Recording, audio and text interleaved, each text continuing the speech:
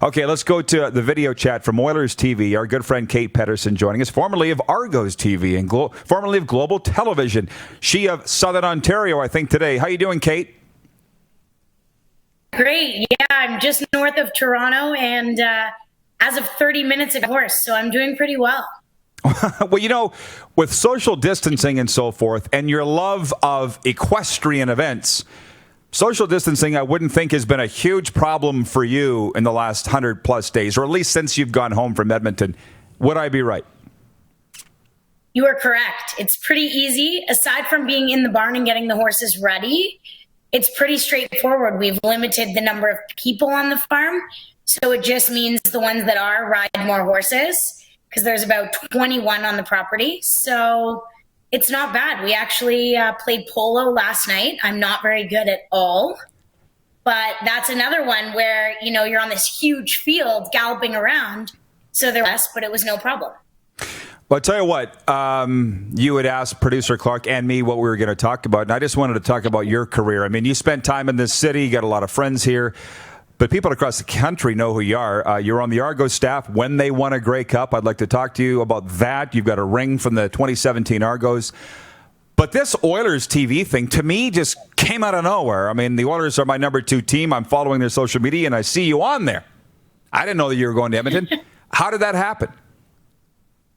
It happened really quickly. You know, I was finished with the Argos and trying to figure out what my next step would be. And I just saw the posting online and I applied and got the job after a couple weeks of interviews. And it was a big move. I had to pack up in probably 2 weeks' time and move completely across the country. And then, you know, fast forward 5 months and there I am driving 35 hours back because we're on hold or in pause. So it was pretty crazy how it all happened and really exciting because I grew up, as you know, in a CFL household. So football's been my life. So to be challenged with a new sport, I dipped my toes a little bit in Toronto with TSN 1050, doing some updates and talking about the Leafs. But I never really immersed myself in NHL action or coverage. And it was pretty incredible, pretty eye-opening experience to go to that level, walk in, and just be thrown into the mix right off the bat. It was really cool. Well, dipped your toes in. Were you not part of the Grey Cup broadcast in 2018 in Edmonton? Were you not on that broadcast? I was there, yes. I was on the Calgary sidelines with Sarah. That's what I thought. That's what I thought, doing the radio on National Grey Cup Radio. She's being so humble. So for those that don't know, Leaf Pettersen is Kate's dad, former Rough Rider Argo. His nickname here was Bambi. And you know what? Your dad's name still comes up regularly, by the way. That's how popular that he was and loved here. And of course, CFL on TSN was one of the big names there. So given the current struggles of the CFL, this was the biggest reason I wanted to bring you on. What's your take on how the league is going to survive this crisis, Kate? What do you think? It is so hard because I've seen the struggles from the inside, from the outside. And to me, we've talked about this, you and I, candidly over the years. I remember sitting at rider practice talking about it. It is hard, especially my demographic, to get bums in the stands.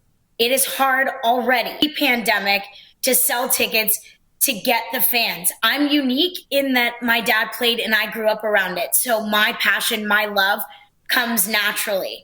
And part of my love is that I've been following it for so long that, you know, I remember a moment on the sidelines with pinballer Mike O'Shea, an unbelievable play. And now they're head coaches or general managers and they're really involved. So that's one of my favorite parts of the CFL, and that unique connection and sort of family atmosphere and feeling is what makes it so unique and special.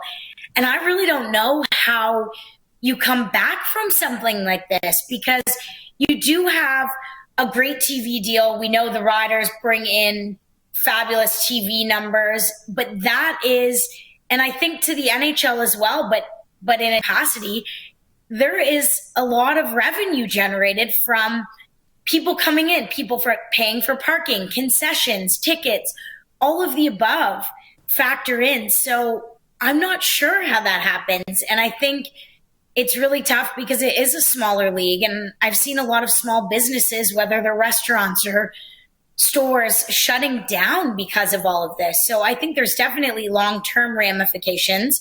I don't think there's a short-term solution, but I think it's such a special game and it's unique. And we know that the price point is there for families. You know, it's hard in Toronto, especially, to find something affordable to do as a family of 4 or 5, right? And the Argos have done a great job of doing their very best to price it reasonably enough that you can come as a family and not break the bank.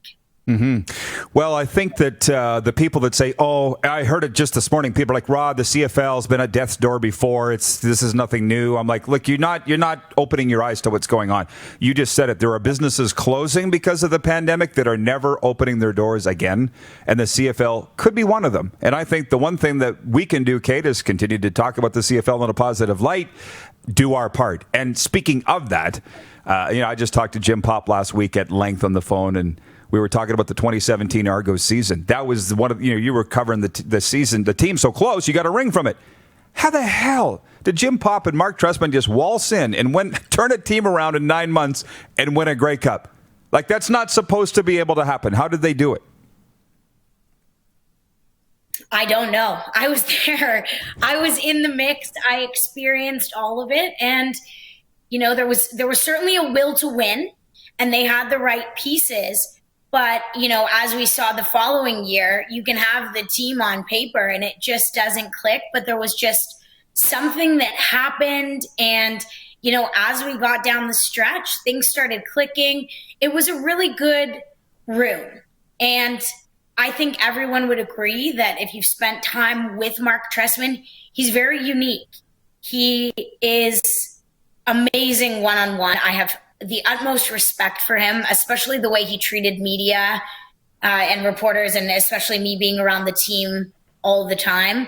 I have so much respect for him, and I think that was a real key, is that the players respected him. They wanted to play for him, and it sounds cheesy, but it's true. It's a big part of it. And I think when you lose the room, you kind of lose hope there. So I think he really had the room. He had guys that wanted to win.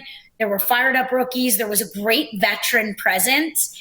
And honestly, that Grey Cup game, at halftime, everyone's going, "Oh boy, like this is," the weather was insane. There were so many factors that played in, but it was just kind of magical to be the underdog coming in. Everyone was hyped up on Calgary. Calgary's been so good for so long.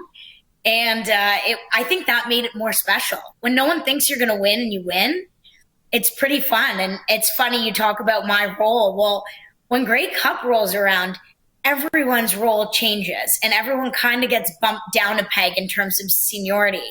So I was not on the Argos sidelines.